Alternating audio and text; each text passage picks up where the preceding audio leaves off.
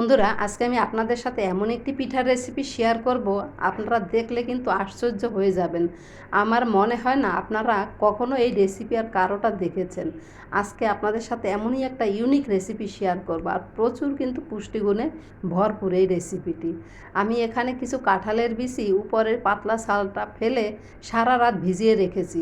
চালনিতে করে সুন্দর করে ডলে পরিষ্কার করে নিয়েছি। এখন আমি ব্লেন্ডারে এমনভাবে পেস্ট করে নেব, যতটা সম্ভব একদম মিহি পেস্ট করে নেবেন। তাতে কিন্তু পিঠাগুলো খুবই ভালো হবে, খেতে অনেক মজা। এই তো দেখুন বন্ধুরা, আমি কত সুন্দর করে মিহি করে নিয়েছি।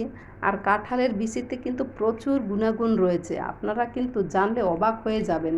আপনারা আর হয়তো এই রেসিপি দেখার পরে আর কোনো দিন আপনারা কাঁঠালের বিচি ফেলে দিবেন না, আপনারা যত্ন করে খাবেন। চলুন আমি আপনাদের সাথে কাঁঠালের বীজের কিছু গুণাগুণ শেয়ার করি। 1. রক্ত স্বল্পতা দূর করে। 2. শরীরে আয়রনের মাত্রা বাড়াতে সাহায্য করে। 3. রাতকানা রোগ দূর করে। 4.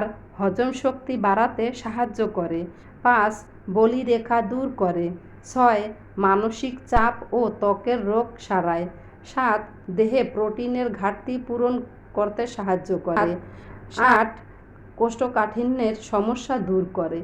এত কিছু জানবার পরে আপনারা নিশ্চিত আর কখনো কাঁঠালের বীজ ফেলে দিবেন না।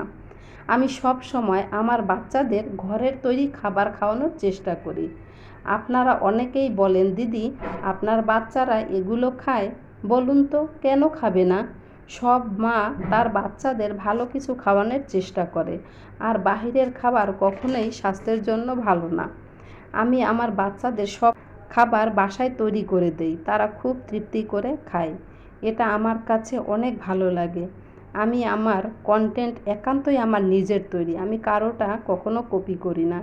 ভিডিও ভালো লাগলে সবার মাঝে ছড়িয়ে দেবেন। যারা এত সময় নিয়ে আমার ভিডিও দেখেছেন তাদেরকে অসংখ্য অসংখ্য ধন্যবাদ।